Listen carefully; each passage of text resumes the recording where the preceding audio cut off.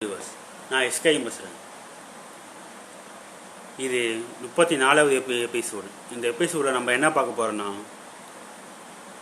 ஒரு அமானுஷ்யத்தால் ஒரு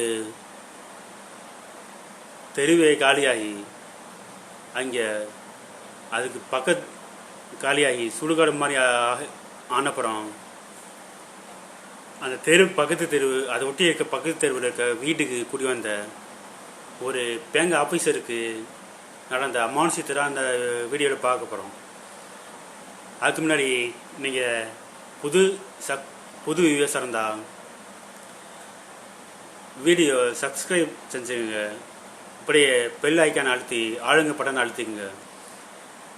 அப்படி பழைய வியூவர்ஸாக இருந்து சப்ஸ்கிரைப் செய்யாமல் இருந்தீங்கன்னா அது செஞ்சுருங்க. வாங்க வீடியோக்குள்ளே போகலாம்.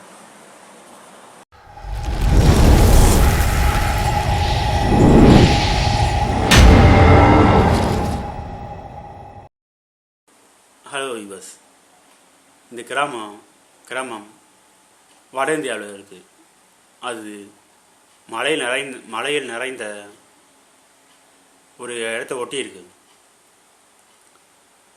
இந்த கிராமத்தை ஒட்டி சில அமானுஷ்ய கதைகள் சொல்லப்படுது. அது என்னன்னா, இரவானா அந்த கிராமத்தோட ஒரு தெருவில் அமானுஷ்ய உருவங்கள் நடமாறதாகவும் பல சத்தங்கள் கேட்கறதாகவும் சொல்லப்படுது.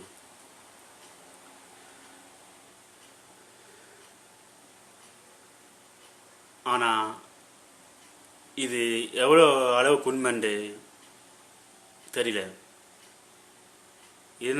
இதனாலேயே அந்த ஊருக்கு வர ஏற்பட்ட பேங்க் ஆஃபீஸர்ஸ்,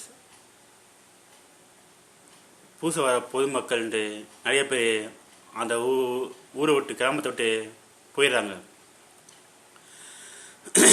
புதுசாக வரவங்க கூட அங்கே சில உருவங்களை பார்த்ததாகவும் சொல்கிறாங்க. இப்படித்தான் ஒரு நாள் அந்த கிராமத்து மக்கள் அந்த ஊருக்கு ஒரு பேங்க் வேணும்னு கேட்டிருக்காங்க. அதுக்கு ஒரு ஆஃபீஸர் வேணும்னு கேட்டிருக்காங்க.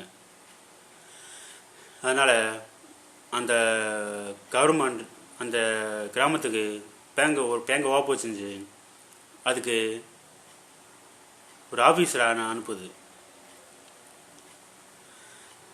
அவர் ராமுங்கிற 26 வயசு பையன். அவர் வெளியூர்னால இந்த விஷயம் அவருக்கு தெரியல. சரின்ட்டு அவரும் ஒரு நாள் இந்த கிராமத்துக்கு வராரு. வேலைக்கு சேர்றதுக்கு. இப்போ வரும்போது வண்டியில் தான் வராரு. வந்துருக்கும் போதும் நைட் நேரத்தில் வராரு. அவர் வந்திருக்கும் போதும் கிராமத்தில் உள்ள நுழைஞ்சோடனே அந்த அமாவாசைய தெருவில் சர்ச்சையில் பார்க்கும்போதும் அங்கே ஒரு அமானுஷ்ய உருவம் கவனிக்கிறாரு. ஆனால் அது தெளிவாக தெரியல. சரின்ட்டு இவரும் ஊருக்குள்ளே போகிறாரு. போய் விசாரிக்கிறப்ப அந்த ஊரோட பெரியவர் ஒருத்தர் அவரை கூப்பிட்டு போய் அவர் தங்க வேண்டிய ஒரு வீட்டை காட்டுறாரு. அடுத்த நாள் காலையில் காட்டுறாரு. விடிய வரைக்கும் ராம் அந்த ஊர் பெரியவர் வீட்டிலேயே தங்கியிருக்காரு. அடுத்த நாள் காலையில் பெரியவர் கூட்டிகிட்டு போய் அந்த வீட்டை காட்டுறாரு. அப்படி அந்த வீடு எப்படி இருக்குன்னா, அந்த அமானுஷ்ய தெருவை ஒட்டி அந்த வீடு அமைஞ்சிருக்கு. ஆனால் இந்த விஷயத்தை அந்த ஊர் பெரியவர் அந்த ராமுங்க பேங்க் ஆஃபீஸர்கிட்ட சொல்லலை. அப்போ இது சொல்லிவிட்டு இன்றைக்கி ரெஸ்ட் எடுத்துக்கோங்க, நாளைக்கு அந்த பேங்கை க்ளீன் செய்ய சொல்கிறேன், அதுக்கப்புறம் நாளைக்கு நீங்கள் வந்து வரலாம் அப்படின்னு சொல்லிட்டு மட்டும் போகிறாரு. அதோட 100 விஷயம் சொல்கிறாரு. தயவு செஞ்சு நீங்கள் 9 மணிக்கு மேலே வீட்டை விட்டு வெளியே வராருங்க அப்படின்ட்டு சொல்லிட்டு போகிறாரு. இதை கேட்டவுடனே ராம், இது என்ன 9 மணிக்கு மேலே வரக்கூடாதுங்கிறீங்க, அப்போ என்ன இருக்குது அப்படின்னு சொல்கிறாரு. அதெல்லாம் ஒன்றும் இல்லைப்பா, இது காட்டு பகுதி, பல மிருகங்கள் நடக்கும், போகும் வரோம் அப்படின்னு சொல்லிட்டு மட்டும் கிளம்பிடுறாரு. உடனே புரிஞ்சுக்கிட்ட ராமு வீட்டுக்குள்ளே போயிடுறாரு. அதுக்கப்புறம் ஒரு 8 மணிக்கு பார்க்கும்போதும் அந்த தெருவில் ஃபுல்லாக அந்த கிராமத்தில் யாருமே வெளியே நடமாடலை. பார்க்கவே ராமுக்கு வித்தியாசமாக தோணுது. சரி, கிராமனால இவங்க இப்படி இருப்பாங்க போல இருக்குன்னு நினச்சிட்டு அவர் வீட்டுக்குள்ளே போயிடுறாரு. அவருக்கு புது இடனால உடனே தூக்கம் வரல, நல்லா முழிச்சிட்டு இருக்காரு. அந்த சமயத்தில் அந்த வீடு அந்த அமாவாசை தெருக்கு ஒட்டி இருக்கனால கரெக்டாக ஒரு 12:15 மணிக்கு யாரோ ஓடுற சத்தம் கேட்குது. அதை கேட்ட அந்த ராமுங்க பையன் பெருசாக எடுத்துக்கல, ஏதாச்சும் சின்ன பசங்க விளையாடுவாங்கன்ட்டு போய் விட்டுறாரு. மறுபடியும் யாரோ ஒரு ஆள் கத்திக்கிட்டே ஓடுற மாதிரி கேட்குது. அது எப்படி இருக்குன்னா, யாரோ அவரை துரத்திட்டு ஓடும்போதும் எப்படி கத்துவாங்களோ அதுமாதிரி கத்திட்டு ஓடுற மாதிரி சத்தம் கேட்குது. சரின்ட்டு இவரும் ராமு அந்த குரலை கேட்டு பின்பக்கமாக இருக்கிற ஜன்னல் வரையா எட்டி பார்க்குறாரு. ஆனால் அந்த பக்கம் யாருமே இல்லை, ஃபுல்லாக இருட்டாகவே இருக்குது. அப்போ இருக்கிற பார்த்துட்டு யாருமே இல்லையே, அப்போ எப்படி குரல் கேட்டுச்சுன்ட்டு குழப்பத்திலேயே இவர் வீட்டுக்குள்ளே படுத்துறாரு. அந்த சமயத்தில்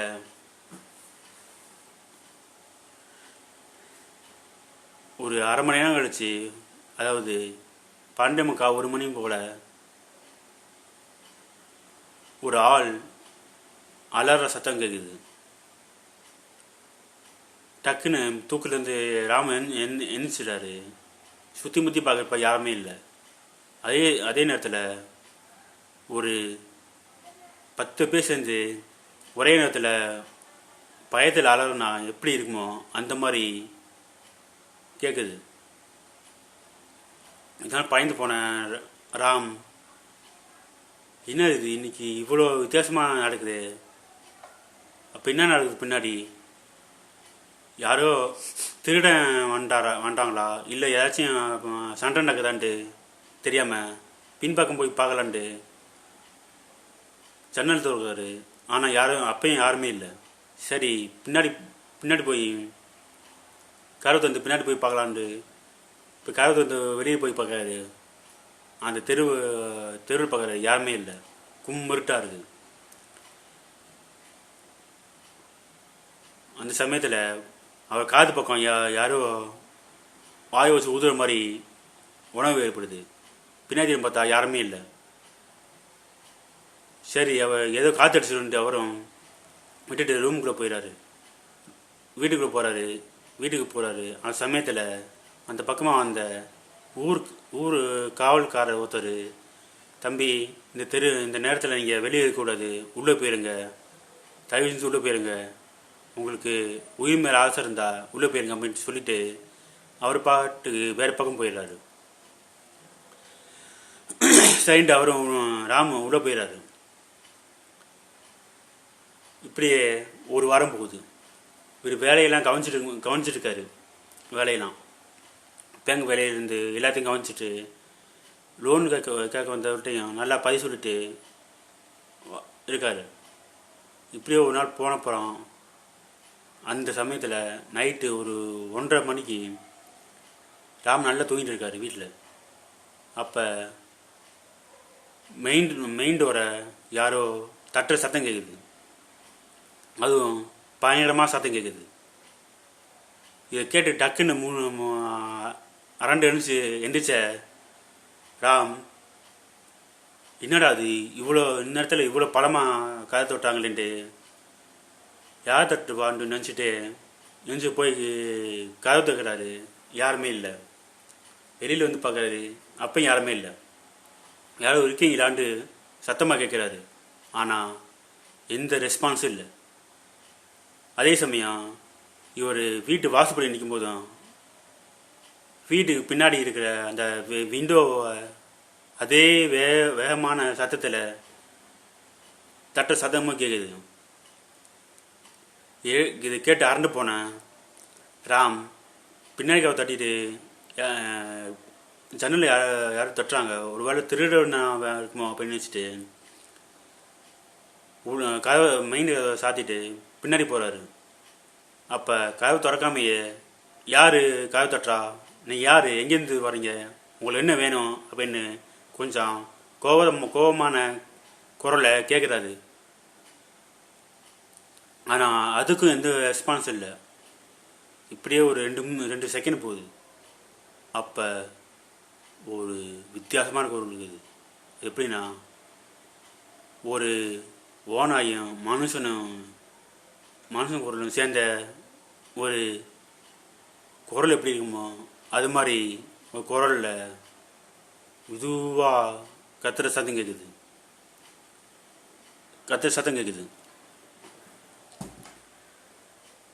இது இந்த ராமுக்கு நல்லா தெளிவாகவே கேட்குது. அந்த சமயத்தில் ராமுக்கு பயத்தையும் கொடுக்குது.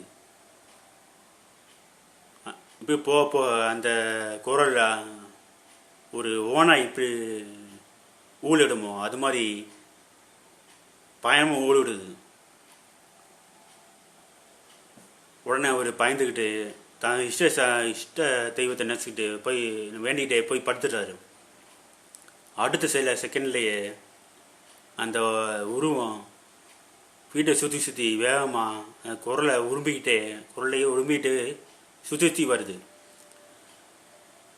இவர் விடாமல் தான் இஷ்ட தெய்வத்தை வேண்டிக்கிட்டே படுத்துருக்காரு. தூக்கமும் வரல. அந்த சமயத்தில் மெயின் டோர் பக்கமாக அந்த மிருகம் வந்து கதவை பிராண்டுற மாதிரி சத்தமும் கேட்குது. அதாவது நாயை பார்த்தீங்கன்னா ஒரு கதவை திறக்கிறதுக்கு பிராண்டும், அது மாதிரி பிராண்ட சத்தம் கேட்குது பலமாக. அது யாருன்னு பார்க்கறதுக்கு ராம் எழுந்து போகலான்னு நினச்சாலும் அந்த பயம் அவரை தடுக்குது. வெளியே போகாத போனேன்னா உனக்கு உயிர் ஆபத்து இருக்கு அப்படின்ட்டு மனசாட்சி சொல்லுது. அந்த பயத்திலே அவர் அங்கேயே படுத்திருக்காரு. அந்த சமயத்தில் ஒரு குரல் கேட்குது, நான் உனக்காகத்தான் வெளியில் காத்திருக்கேன், கதவு தர அப்படின்ட்டு. இது கேட்டு அவர் அந்த இடத்துலையே கத்திக்கிட்டு மயக்கம் போட்டார். அடுத்த நாள் காலையில் ஒரு 9 மணிக்கு ஆகுது. அந்த சமயத்தில் அந்த ஊர் பெரியவர் வந்து ராமு வீட்டை தட்டுறாரு. ஆனால் ராமு எந்திரிக்கலை. அப்போ மறுபடியும் தட்டும் போதும் வீட்டு கதவு திறந்துக்கிறத பார்க்குறாரு. உடனே ஊர் பெரிய உள்ளே போய் பார்க்கும்போதும் ராம் மயக்கம் போட்டு கிடக்கிறத பார்க்குறாரு. அந்த சமயத்தில் அவர் கன்னத்தில் யாரோ ஓங்கி அடித்த மாதிரி 5 விரலும் பதிஞ்சிருக்கு. இது பார்த்துட்டு சந்தேகப்பட்டு ராம எழுப்பி போயிடுறாரு அந்த ஊர் பெரியவர். அப்போ அரண்டு போய் எந்திக்கிறாரு ராம். என்னப்பா தம்பி, என்னாச்சு, நைட்டு யாராவது வந்தாங்களா, உங்கள் கூட சண்டை போட்டாங்களா, உங்கள் கன்னத்தில் ஏன் ஏதோ அடித்த மாதிரி செவந்து போயிருக்கே, 5 விரல் பறஞ்சிருக்கே அப்படின்னு கேட்குறாரு. உடனே அவர் அப்போ தான் அவருக்கு ஒரு விஷயத்த சொல்கிறாரு. என்ன விஷயம்னா, நைட்டு ஏதோ சத்தம் கேட்டுச்சுன்னு நான் வெளியில் போய் பார்த்தேன், அங்கே யாருமே இல்லை. ஒரு வேளை திருடனா இருக்குமோன்ட்டு சுற்றி முற்றியும் பார்த்தேன், வீட்டை சுற்றி. இப்போ யாருமே இல்லை. கொஞ்சம் நேரம் கழிச்சு ஏதோ மிருகம் வந்து சுற்றின மாதிரி இருந்துச்சுய்யா. அதனால் எழுந்துச்சி வெளியே போய் பார்க்கலான்னு கதவிட்டு போகும்போதும் யாரும் என்னை அடித்த மாதிரி இருந்துச்சு அந்த சமயத்தில் அந்த சைடு பார்க்கும்போதும் ஒரு உருவம் பயம் உருவம் ஒன்று இருந்துச்சு அப்படின்னு சொல்கிறாரு. உடனே இதை கேட்டவுடனே அந்த ஊர் பெரியவருக்கு உண்மை தெரிஞ்சிருச்சு. தம்பி, இனிமேல் நீ கவனமாக இருக்கணும்.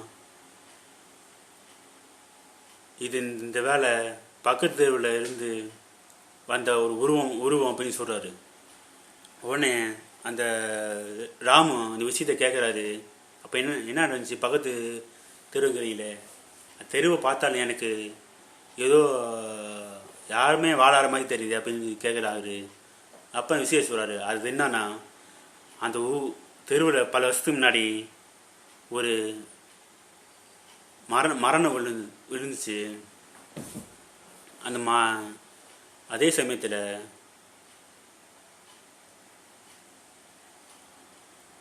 சமயத்தில் வேறு ஒரு வெளியிலேருந்து வேறு ஒரு ஆத்மாவும் இந்த பக்கம் வந்துச்சு. அது கரெக்டாக இந்த தெருவில் தான் போச்சு. அப்படி போகிறத எல்லாமே பார்த்தாங்க. ஆனால் நல்லாவே தெரியும் அது வந்தது மனுஷன் இல்லை, ஒரு ஆத்மான்று.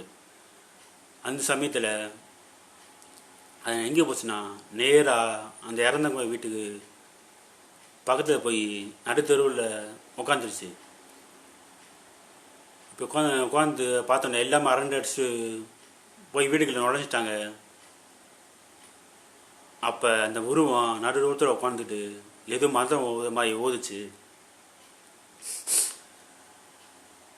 அடுத்த நிமிஷமே அந்த உருவம் அந்த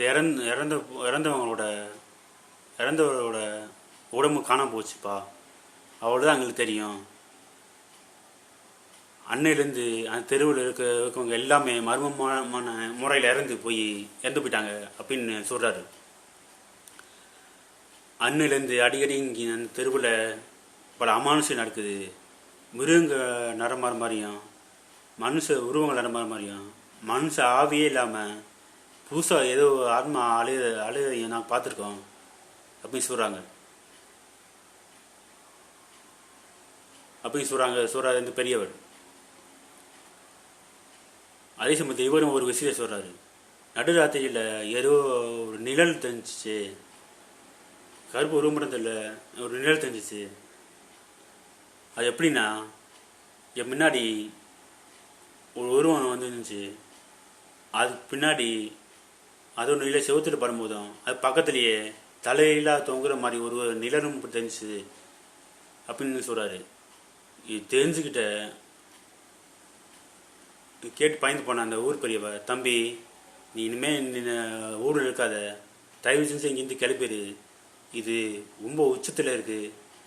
அந்த சொல்கிறது அந்த 2 மந்திரவாதிகளோட ஆத்மா தான். அது திருப்பி உயிரோட வர்றதுக்கு உனைய பழி வாங்க ரெடியாக இருக்காங்க. இங்கேருந்து போய் நல்ல மந்திரவாதியை பார்த்து நீ உன்னை காப்பாற்றிக்க, இங்கேருந்து உடனே கிளப்பிடு அப்படின்னு சொல்லிட்டு அவரும் விடுவிடுன்னு அந்த வீட்டை விட்டு போயிடாரு அவர் வீட்டுக்கு. இதை கேட்ட அந்த ராம்ங்கிற பையன் டக்குன்னு கொஞ்சம் கூட தாமதிக்காமல் அந்த ஊர்லேருந்து விட்டா போகுதுன்ட்டு ஒரு மந்திரவாதியை பார்க்க போகிறாரு. அது எங்கேன்னா அஸ்ஸாமில். அஸ்ஸாம் போகிறாரு. அங்கே மந்திரவாதி நிறைய இருக்காங்க. அவள் பார்த்து விஷயத்தை சொல்கிறாரு. அவங்களும் இந்த ஆத்மாவிலிருந்து போராடி காப்பாற்றிடுறாங்க. கடைசி அவர் ஊருக்கு வந்துடுறாரு. அதுக்கப்புறம் அந்த ஊர் பக்கமே வேலைக்கு போன அந்த ஊர் பக்கமே திரும்பி பார்க்கல. உள்ளூர்லேயே ஒரு வேலையை பார்த்துட்டு அங்கேயே செட்டில் ஆகிட்டாரு. மக்களே, இது மாதிரி ஒரு அமானுஷத்தை நீங்கள் மாட்டிக்கிட்டீங்கன்னா உங்கள் மனநிலைமை எப்படி இருக்குன்னு கமெண்ட் செய்யுங்க.